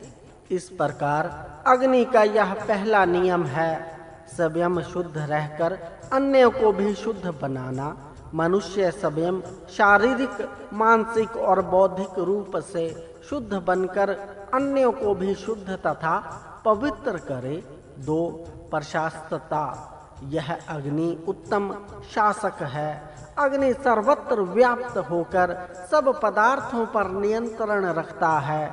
वह अपने शासकों उत्तम रीति से चलाता है। यह दूसरा नियम है, दूसरों पर उत्तम रीति से शासन करना। 3. यह तीसरा नियम है, वह सब पर शासन तो करता है पर स्वयं भी शासन के अंतर्गत रहकर उत्तम कर्म करता है। उस अग्नि के कर्म सदा शुद्ध रहते हैं। वह स्वयं भी शुद्ध कर्म करता हुआ दूसरों को भी उत्तम कर्म करने की प्रेरणा देता है। इस प्रकार तीसरा नियम बना, स्वयं उत्तम कर्म करते हुए इतरों को भी उत्तम कर्म करने की प्रेरणा देना। 4. अग्नि का उद्धर्व ज्वलन प्रसिद्ध ही है। अग्नि की ज्वालाएं सदा ऊपर की ओर ही उठती हैं। उसी तरह मनुष्य सदा ऊपर उठने का ही प्रयत्न करे। संकट के समय में भी उसका प्रयत्न सदा उन्नति की तरफ ही रहे। अथर्ववेद का एक मंत्र है, हे पुरुष, उन्नति ही तेरा लक्ष्य है, अवनति नहीं। इस प्रकार अग्नि का चौथा नियम है, सदा उन्नति के लिए प्रयत्न करना। 5. यूं अग्नि की शिखाएं सदा ऊपर की तरफ ही जलती हैं, पर उसका तेज चारों ओर फैलता है। वह अपने चारों ओर के अंधकार को हटाती हुई जलाती है। इसी प्रकार मनुष्य सदा उन्नति की ओर प्रयत्न करे, पर अपने तेज से अपने चारों ओर के अंधकार को दूर करता हुआ उन्नति करे। 6. यह अग्नि सबका मित्र है, अर्थात सबका हित करने वाला है। मनुष्य भी उसी तरह सबका हित करे, साथ अग्नि अपने नियमों का पालन करने से कभी भी आलस्य नहीं करता, इसीलिए उसके नियमों को कोई तोड़ नहीं सकता। इस प्रकार अग्निदेव के नियम है। इन नियमों के अनुसार चलने वाला भी अग्नि के समान तेजस्वी और दीप्तिमान बनता है। अग्नि का स्थान मनुष्य शरीर में प्राण अग्नि का स्थान हृदय है, ऐसा ऋग्वेद का कथन है। प्राण हृदय में रहता हुआ हृदय की गति को नियमित करता है, इस प्रकार सारे शरीर को धारण करता है। एक अंत याते लोगों के हृदयों में विचरता है, इसीलिए प्राण को हृदय में सन्निविष्ट बताकर उसे हृदय गुहा का अधिपति कहा है। अग्नि से अधिष्ठित होने के कारण हृदय को केंद्र बताया गया है। इसी तरह समाज में ज्ञानी केंद्र स्थान हो, शोभाओं का धारक, एक शत्रुओं का विनाशक तथा स्वयं प्रकाशक अग्नि संपूर्ण शोभाओं का धारक है। शोभा को वही मनुष्य धारण कर सकता है जो शत्रुओं का विनाशक हो तथा स्वयं प्रकाशमान है। समाज में जब तक शत्रु रहेंगे तब तक ना वह समाज उन्नतिशील हो सकता है, ना तेजस्वी ही हो सकता है। अतः समाज में रहने वाले विद्वानों को चाहिए कि वे समाज की अवनति में कारण बनने वाले शत्रुओं का विनाश करके समाज को तेजस्वी बनाएं। इस प्रकार स्वयं भी तेजस्वी होकर सब राज्य की स्थापना करें। ऋषियों का आविष्कार। दूसरे मंडल के पहले मंत्र में एक चरण को देखने से ऋषियों की वैज्ञानिकता पता चलता है।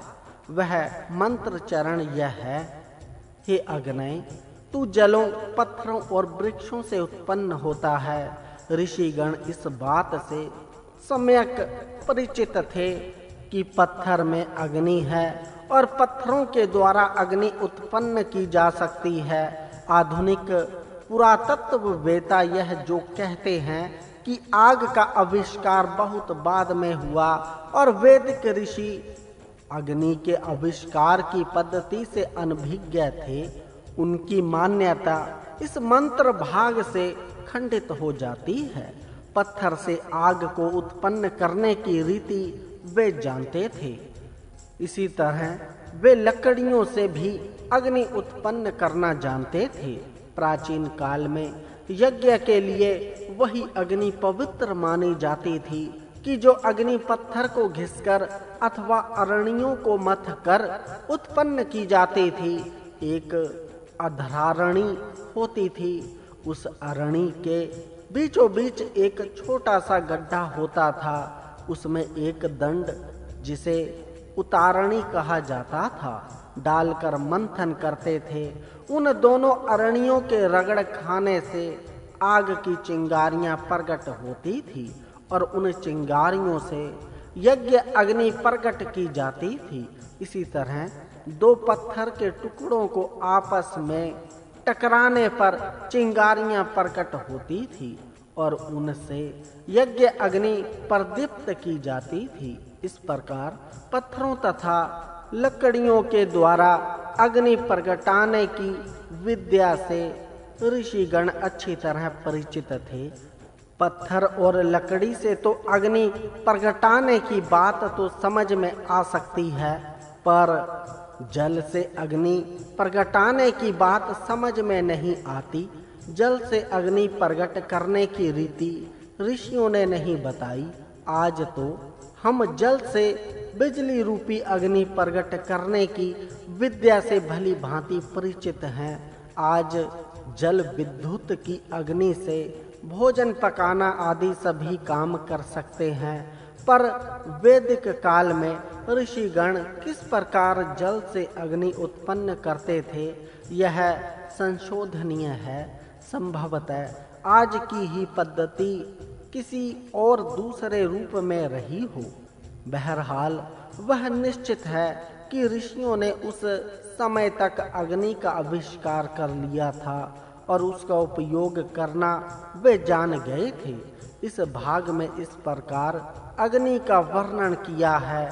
इस वर्णन को देखकर मनुष्य अग्नि के गुणों को अपने अंदर धारण करके अग्नि के समान बनने का प्रयत्न करे। अब हम इंद्र का वर्णन देखेंगे। इंद्र की महिमा वेदों में अग्नि ज्ञानी का प्रतिनिधित्व करता है, इसीलिए उसके मंत्रों में ज्ञान की महिमा अधिक गाई गई है। इंद्र क्षत्रिय या राजा का प्रतिनिधित्व करता है, इसीलिए उसके मंत्रों के द्वारा ऋषियों ने राजा तथा क्षत्रिय वीरों के लिए उपयुक्त बोध पाठ दिए हैं। अब उन बोधों को हम देखेंगे। देवों का राजा पुराणों तथा अन्य प्राचीन भारतीय ऐतिहासिक ग्रंथों में इंद्र को देवों का राजा कहा है। यह पद इसने किसी तरह प्राप्त किया, इसका वर्णन ऋग्वेद की एक ऋचा इस तरह करती है। एक, अपने बल के प्रभाव के कारण ही वह इंद्र है, वह बहुत बलशाली है, इसीलिए वह इंद्र बना जो शत्रुओं को भगाता है। इंद्र ने शत्रुओं का विनाश करके देवों की रक्षा की, इसीलिए देवों ने उसे अपना राजा चुना। इसी तरह जो वीर शत्रुओं का विनाश करके प्रजा की रक्षा करेगा, उसे ही प्रजा अपना राजा चुनेगी।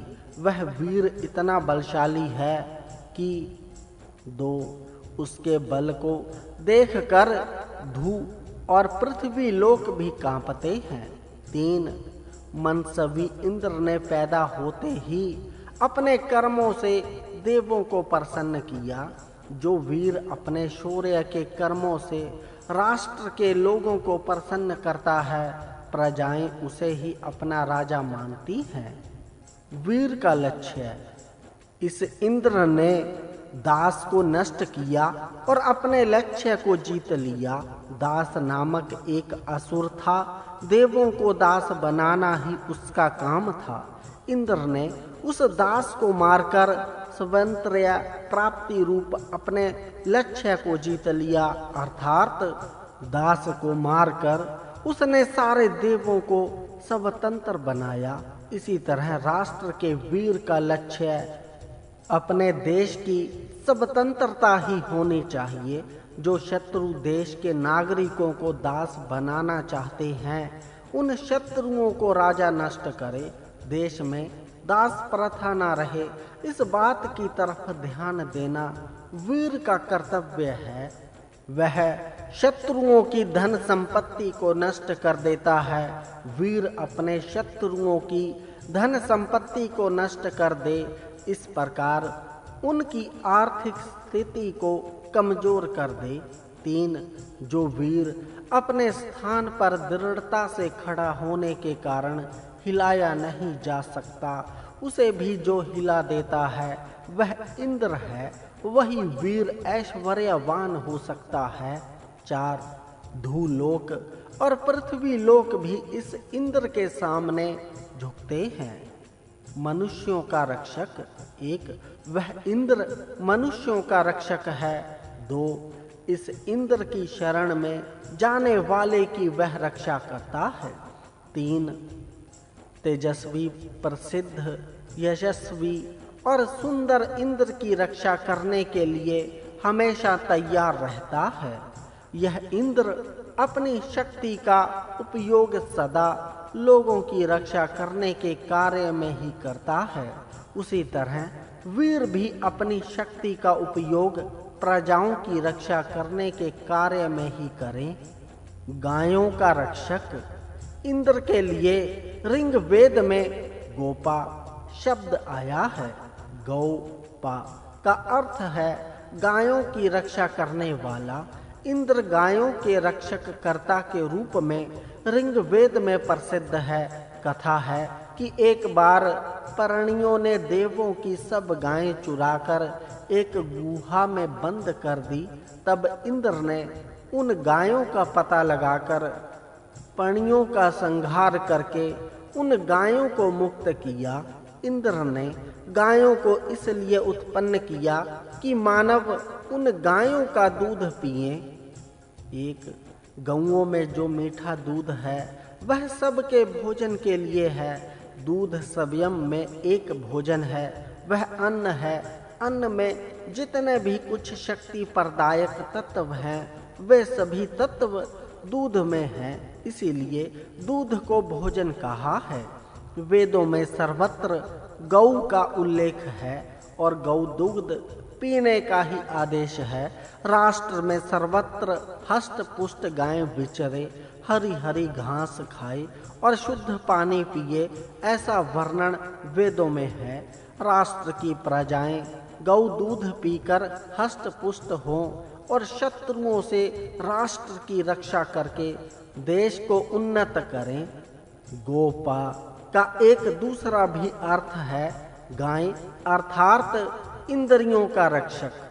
इस व्युत्पत्ति के अनुसार विषयों में अत्यधिक विचरने के कारण इंद्रियों की एक संज्ञा गौ भी है। इन गायों की रक्षा करने वाला शरीरस्थ जीवात्मा है। जीव इंद्र है और उसकी शक्ति चक्षु आदि इंद्रियां हैं। इन इंद्रियों की रक्षा इंद्र करता है। जब तक आत्मा शरीर में रहती है तभी तक इन इंद्रियों की शक्ति भी अक्षुण्ण रहती है तथा आत्मा के अदृश्य होने के साथ ही इंद्रियों की शक्ति भी समाप्त हो जाती है। इन इंद्रियों में से एक प्रकार का रस चूता रहता है।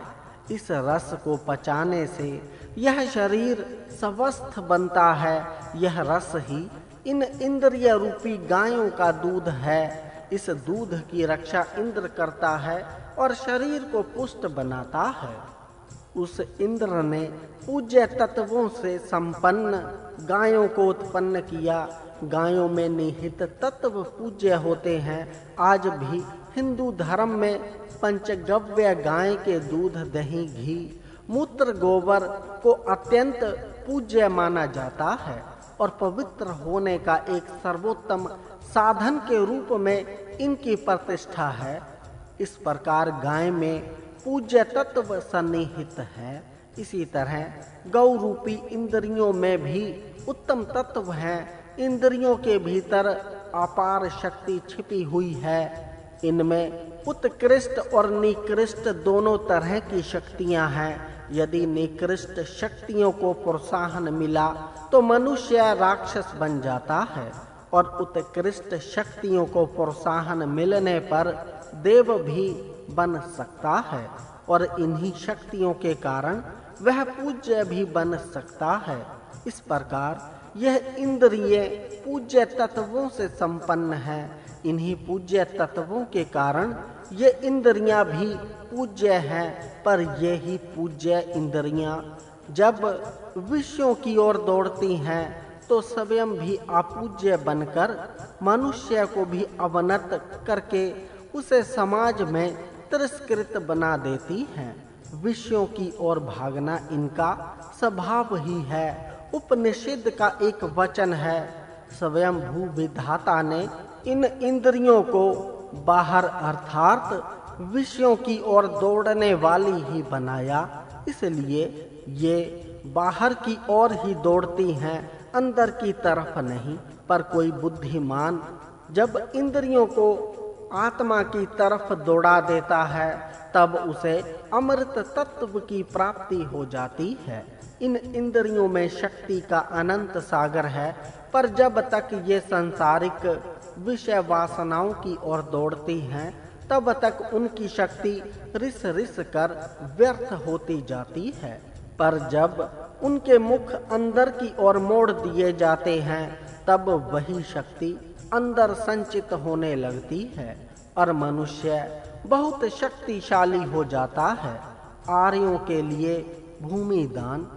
इंद्र सदा आर्य अर्थात श्रेष्ठ पुरुषों की ही रक्षा करता है, उन्हें हर तरह से सुखी करता है। इंद्र की प्रतिज्ञा है, एक मैंने यह भूमि आर्यों के लिए ही दी है। इस भूमि पर शासन करने का अधिकार आर्यों का ही है। वेदों में आर्य और दस्यु शब्द किसी विशेष जाति या धर्म अवलंबी लोगों के वाचक नहीं है, अपितु आर्य का अर्थ है श्रेष्ठ पुरुष और दस्यु का अर्थ है दुष्ट। जो स्वयं भी श्रेष्ठ नियमों के अधीन रहकर लोगों को उत्तम रीति से सुख पहुँचाए वह आर्य है, और जो स्वयं भी उद्धत तथा उच्छृंखल होकर लोगों को सताए वह दुष्ट है। आर्यों की शक्ति लोगों की रक्षा करने के लिए है, तो दस्युओं की शक्ति लोगों को पीड़ा देने के लिए। आर्यों में यह शक्ति विनम्रता पैदा करती है, तो दस्युओं में घमंड। इसी कारण वेद में कहा है कि आर्य ही इस पृथ्वी पर शासन करे। जब आर्य और दस्युओं के बीच युद्ध होता है तो उस युद्ध में इंद्र आर्यों की ही सहायता करता है और दस्युओं का नाश करता है। आर्य और दस्यु तो हमेशा से होते आए हैं और आगे भी होते रहेंगे। इनमें परस्पर युद्ध भी होते रहे हैं और होते रहेंगे, पर वीरों का यह कर्तव्य होना चाहिए कि वे राष्ट्र पर दस्युओं का शासन कभी न होने दें। वीर इस बात को ध्यान में रखें कि राष्ट्र में आर्यों की ही संख्या ज्यादा हो। वे सत्य पुरुषों की दुष्टों से रक्षा करें। 2. यह इंद्र दानशील मनुष्यों को हर तरह के सुख प्रदान करता है। राष्ट्र में दान कर्म को बढ़ावा मिलना चाहिए। देश में कोई दुखी या दीन ना हो, सभी सुखी हो। देशवासियों की दीनता और गरीबी दान के द्वारा ही दूर की जा सकती है। इसीलिए राजा स्वयं भी दान करे और प्रजाओं को भी दान कर्म की तरफ प्रेरित करे। इस प्रकार ऋग्वेद में इंद्र के गुणों का वर्णन है। इंद्र के गुण वीरों और राजाओं के लिए आदर्श रूप है। राष्ट्र के सैनिकों के लिए आदर्श रूप देव मरुत है। ये सभी मरुत समान हैं, ना इनमें कोई बड़ा है ना छोटा है। सभी उत्तम वस्त्रों से और सशस्त्रों से सुसज्जित रहते हैं। अपने निवास स्थानों में सभी भाइयों के समान रहते हैं। आदि वर्णन मारुतों के हैं। इन गुणों को अपनाकर सैनिक मरुत देवों के समान बने। इसी प्रकार देवों के गुण राष्ट्र के वैद्यों के लिए आदर्श रूप हैं। जिस तरह अश्वनी देव देवों के घर घर में जाकर उनकी पूछताछ तथा चिकित्सा करके देवों का स्वास्थ्य उत्तम रखते हैं, उसी प्रकार वैद्य भी प्रजाओं के घर घर जाकर उनके स्वास्थ्य की परीक्षा करे और उत्तम चिकित्सा करके राष्ट्र की प्रजाओं के स्वास्थ्य को उत्तम रखे। उषा स्त्रियों के लिए आदर्श रूप है। वह सवेरे शीघ्र उठकर सारे विश्व को प्रकाशित करती है, साफ करती है और स्वयं भी उत्तम उत्तम वर्ण धारण करके आकर्षक बनती है। इसी तरह राष्ट्र की स्त्रियां मुंह सवेरे उठकर घर में उजाला करें, साफ सफाई करके घर को उत्तम बनाएं, घर के बच्चों को साफ रखें। इस प्रकार सब स्वच्छ करने के बाद स्वयं भी रंग बिरंग वस्त्र पहनकर आकर्षक बने। इस तरह वेदों ने देवताओं के गुण वर्णन के बहाने मनुष्य के लिए अनेक उत्तम उपदेश दिए हैं। इन गुणों के अनुसार यदि राष्ट्र की प्रजाएं अपना जीवन बनाएं तो वह देश स्वर्ग बन सकता है। वेदों का उपदेश एक देशी नहीं है अपितु सर्वदेशी है, अर्थात वेदों के उपदेश केवल भारतवासियों के लिए ही हों यह बात नहीं है, अपितु वे सारे संसार के लिए हैं। वेदों की दृष्टि में हिंदू, मुसलमान, ईसाई आदि भेद नहीं है। उसके लिए तो विश्व के सभी मानव उसी एक अमृत पिता के अमृत पुत्र हैं। फिर चाहे कोई हिंदू हो या मुसलमान या ईसाई, वेदों के उपदेशों के अनुसार चलकर कोई भी अपने जीवन को उन्नत कर सकता है और आर्य बन सकता है। इस दृष्टि से वेदों का अध्ययन करना चाहिए। ऋग वेद का सुबोध भाष्य द्वितीय मंडल। हे मनुष्यों के स्वामी अग्नय, तू तेजों से युक्त होकर उत्पन्न होता है। तू शीघ्र सर्वत्र दीप्तिमान और सबको शुद्ध करने वाला है। तू जल और पत्थर से उत्पन्न होता है। तू वनों से और औषधियों से उत्पन्न होता है। हे अग्नय, होता का काम तेरा है, पवित्रता का काम तेरा है और ऋत्विक नेष्टा का काम भी तेरा है। तू अग्निध्र है। जिस समय तू यज्ञ की इच्छा करता है उस समय प्रशासता का भी काम तेरा है।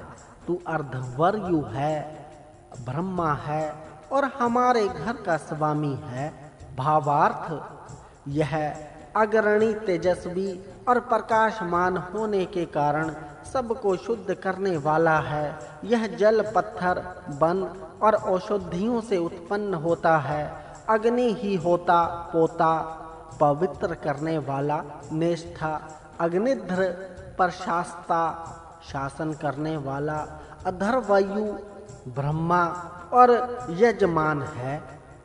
हे अग्नय, तू श्रेष्ठों का बलवान नेता इंद्र है। तू व्यापक होने से विष्णु और बहुतों से स्तुत्य है। हे वेद के पालक अग्नय, तू धन का वेता ब्रह्मा है। हे धारण करने वाले अग्नय, तू विविध प्रकार की बुद्धियों से युक्त मेधावी है। यह अग्नि सज्जनों में बलवान नेता होने के कारण इंद्र है। 2. यह अग्नि सर्वव्यापी होने से विष्णु है। 3. यह अग्नि ज्ञान आदि ऐश्वर्यों से युक्त होने के कारण ब्रह्मा है। और 4. नाना प्रकार की बुद्धियों से युक्त होने के कारण मेधावी है। हे अग्नय, तू व्रत का धारण करने वाला वरुण राजा है। सुंदर और स्तुति के योग्य मित्र है। तू सज्जनों का पालक अर्यमा है, जिसका दान सर्वव्यापी है। तू सूर्य है, अतः दिव्य गुण युक्त अग्नय यज्ञ में अभिष्ट फल दे। 1. नियमों में चलने वाला मनुष्य ही वर्णनीय होता है। 2. सज्जनों का पालक ही श्रेष्ठ आर्य होता है। हे अग्नय, तू अपने को धारण करने वाले को उत्तम वीर देने वाला त्वष्टा है।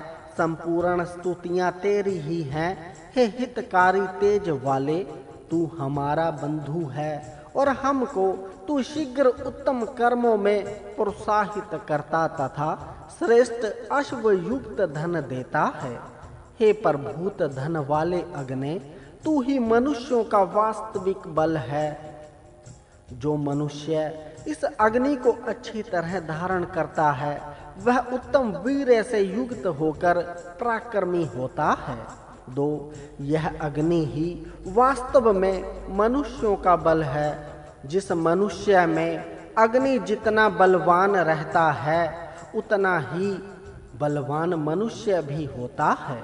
भावार्थ, यह अग्नि ही विविध गुणों के कारण इंद्र, विष्णु, ब्रह्मा और मेधावी के नाम से पुकारा जाता है। यह अग्नि नियमानुकूल चलने वाला, वर्णनीय, सुंदर, सबसे प्रेम करने वाला, सज्जनों का पालक, सर्वश्रेष्ठ और प्रकाशमान है। जो इस अग्नि को अच्छी तरह धारण करता है वह उत्तम वीर्य से युक्त होकर सदा उत्साहित रहता है और अपने शत्रुओं को जीतकर अनेक प्रकार के धन ऐश्वर्य प्राप्त करता है। इसीलिए वह अग्नि ही वास्तव में बल है। हे अग्नि, तू द्युलोक से प्राणों को देने वाला रुद्र है। तू मरुतों का बल है तथा अन्न का स्वामी है। तू वायु के समान शीघ्रगामी, लोहित वर्ण वाले, आंखों के द्वारा कल्याणकारी के घर जाता है। एवं तू सबका पोषण करने वाला है, इसीलिए शीघ्र कृपा करके सभी मनुष्यों की हर प्रकार से रक्षा करता है। प्राणों को देने वाला प्राणदाता, 2 महाद्युलोक से प्राण को देने वाली वायु नीचे उतरकर प्राणियों को जीवन देती है। हे अग्नि, तू अपनी सेवा करने वाले को धन देता है, तू रत्नों को धारण करने वाला सविता है। हे मनुष्यों के पालक, तू भग देव के रूप में धनों का स्वामी है। जो अपने ग्रह में तेरी सेवा करता है उसकी तू रक्षा कर। हे अग्नि, प्रजाओं के पालक, तुझको प्रजाएं अपने ग्रह से प्राप्त करती हैं और प्राप्त करके प्रकाशमान और शोभन ज्ञान से युक्त तुझको प्रसन्न करती हैं। हे सुंदर ज्वाला युक्त अग्नि, तू विश्व का स्वामी है तथा तू दसों, सैकड़ों और हजारों फलों को देने वाला है। हे अग्नि, मनुष्य सबका पालन करने वाले तुझे यज्ञों से तृप्त करते हैं और तेरा स्नेह पाने के लिए शरीर को तेजस्वी बनाने वाले तुझे कर्म से प्रसन्न करते हैं। जो तेरी सेवा करता है उसके लिए तू दुखों से पार कराने वाला होता है। तू मित्र, सुख रूप और वीर होकर लोगों की रक्षा करता है। भावार्थ, यह अग्नि ही प्राणदाता रुद्र है। मृतों में बल भी इसी अग्नि के कारण ही है। यह अपनी ज्वालाओं से सबका पोषण करके सबकी रक्षा करता है। जो अग्नि की अपने घर में सेवा करता है वह धन प्राप्त करता है और अग्नि भी उसकी हर तरह से रक्षा करता है। इस उत्तम ज्ञान से युक्त अग्नि को लोग अपने घरों में प्रज्वलित करते हैं। यह सारे संसार का स्वामी है। यह अग्नि पिता के समान पूजा कराने वाले के लिए पिता रूप, भाई के समान पूजा कराने वाले के लिए भाई रूप, पुत्र के समान प्यार कराने वाले के लिए पुत्र रूप और मित्र के समान स्नेह करने वाले के लिए मित्र रूप होता है। हे अग्नि, तू अत्यंत तेजस्वी होता हुआ भी पास से स्तुतियों के योग्य है। तू सर्वत्र प्रसिद्ध अन्न और धन का स्वामी है। तू काष्ठों को जलाता और प्रकाशित होता है। तू दानशील के यज्ञ को विस्तृत करके उसे पूर्ण करने वाला है। यह अग्नि बहुत तेजस्वी होता हुआ भी पास से प्रणाम करने योग्य है। हे अग्नि, हे देव, तू दान देने वाले के लिए आदिति है।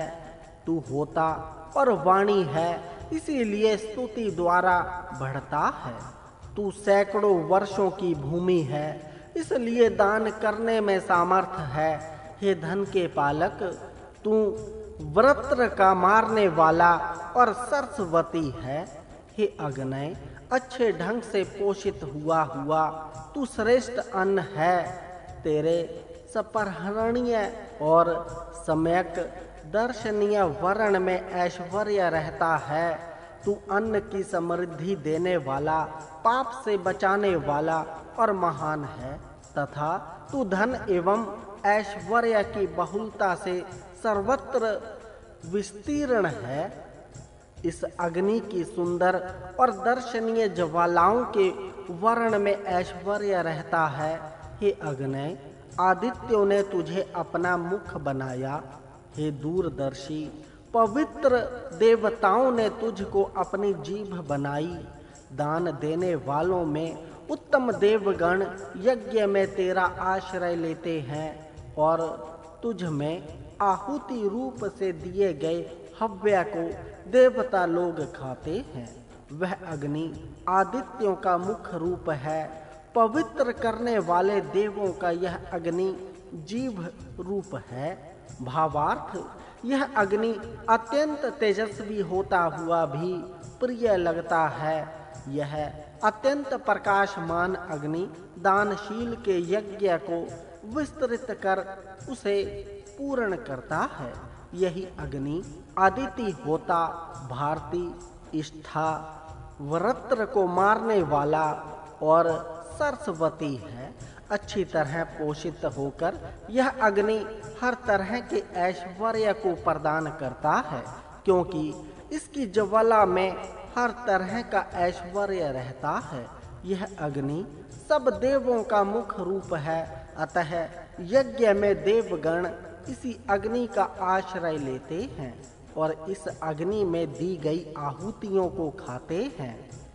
हे अग्नि, सब अमर, द्रोह न करने वाले देवगण तेरे मुख से ही हवि को खाते हैं। मनुष्य भी तेरे कारण ही अन्न आदि का आस्वादन करते हैं। लता आदि के मध्य अवस्थित होकर पवित्र तू अन्न आदि को उत्पन्न करता है। हे अग्नि, तू अपने बल से उन प्रसिद्ध देवों से मिल भी जाता है और पुनः उनसे पृथक भी हो जाता है, तथा उत्तम प्रकार से उत्पन्न दिव्य गुण युक्त हे अग्नि, अपनी महिमा के कारण उन सबों से भी अधिक श्रेष्ठ है। जो कुछ भी अन्न यहाँ तुझ में डाला जाता है, यह विस्तृत द्युलोक और पृथ्वी लोक दोनों के बीच में फैल जाता है। जो भी अन्न इस यज्ञ में तेरे अंदर डाला जाता है, वह द्युलोक और पृथ्वी लोक में फैल जाता है। हे अग्नि, जो मेधावी लोग स्तोताओं को प्रमुख गौ और घोड़े आदि पशुओं को दान देते हैं, उन दानियों को तथा हमको श्रेष्ठ स्थान में शीघ्र ले चल। वीर संतान से युक्त हुए हम यज्ञ में श्रेष्ठ स्तुतियां करें। हे यज्ञ करने वालों, तुम उत्पन्न हुए पदार्थों को जानने वाले, समिधा से प्रदीप्त होने वाले, उत्तम अन्न से युक्त सोने को देने वाले, तेजस्वी देवों को बुलाने वाले, युद्धों में बल को देने वाले, अग्नि को यज्ञ से बढ़ाओ तथा हवि और स्तुतियों से उसकी पूजा करो। भावार्थ, इसी अग्नि के आश्रय से देवगण और मनुष्य अपना अपना अन्न खाते हैं। यह अग्नि सब वृक्ष वनस्पतियों के अंदर रहकर अपनी उष्णता से उनको बढ़ाता है। यह अग्नि देवों के बीच में रहता हुआ भी अपने महत्व के कारण सर्वश्रेष्ठ होकर उनसे ऊपर ही रहता है। इस यज्ञ में जो कुछ डाला जाता है, वह ध्यू और पृथ्वी में फैल जाता है। हे अग्नि, स्तोताओं को, गौ आदि पशु देने वाले दानियों को उच्च स्थान में ले जा और हम भी पुत्र पुत्र आदियों से युक्त होकर यज्ञ में इस अग्नि की स्तुति करें। हे अग्नि, गौशाला में गायें जैसे अपने बछड़े की इच्छा करती है, उसी प्रकार मनुष्य रात्रि और दिन में तेरी इच्छा करते हैं। अनेकों के द्वारा माननीय तू संयत होकर द्युलोक की तरह विस्तृत होता है। मनुष्य संबंधी युगों में तू हमेशा वर्तमान है तथा रात्रि में भी सर्वत्र प्रदीप्त होता है। उत्तम कर्म वाले द्युलोक और पृथ्वी लोक में फैली हुई ज्वालाओं वाले रथ के समान सब ऐश्वर्य प्राप्त कराने वाले तेजस्वी ज्वालाओं से युक्त प्रजाओं में मित्र के समान प्रशंसनीय उस अग्नि को देवगण लोकों के श्रेष्ठ स्थान में स्थापित करते हैं। उत्तम कर्म करने वाले को विद्वान सबसे श्रेष्ठ स्थान पर स्थापित करते हैं। अंतरिक्ष में जल गिराने वाले चंद्र के समान आनंददायक पृथ्वी, सर्वत्र गमन करने वाले ज्वालाओं से ज्ञात होने वाले जल के समान रक्षा करने वाले दोनों द्युलोक और पृथ्वी लोक में व्याप्त उस अग्नि को लोग अपने घर में एकांत स्थान पर स्थापित करते हैं। चंद्र के समान आनंददायक, सोने के समान तेजस्वी वह अग्नि होम निष्पादक होकर सारे यज्ञ को सब ओर से व्याप्त करता है। उसको मनुष्य हव्य और स्तुति द्वारा अलंकृत करते हैं। तेजस्वी ज्वालाओं वाला अग्नि बढ़ती हुई औषधियों के बीच में पुनः पुनः जलकर जैसे नक्षत्रों से आकाश प्रकाशित होता है, उसी प्रकार अपने प्रकाश से धावा पृथ्वी को प्रकाशित करता है। भावार्थ, हे याजकों, तुम ज्ञान को उत्पन्न करने वाले, समीधा पर दीप्त होने वाले, सोने आदि ऐश्वर्य को देने वाले, युद्धों में बलशाली अग्नि को प्रज्वलित करो। यह अग्रणी मनुष्यों द्वारा वर्णनीय है, क्योंकि यह महान और सदा तेजस्वी है। उत्तम कर्म करने वाले ऐश्वर्यदायक प्रजाओं के मित्र इस अग्नि को सब विद्वान मिलकर उत्तम स्थान पर स्थापित करते हैं। वह अग्नि अंतरिक्ष से वृष्टि को गिराने वाला, पृथ्वी में स्थित सर्वरक्षक और आनंद देने वाला है। उसे सब लोग अपने घर में स्थापित करते हैं।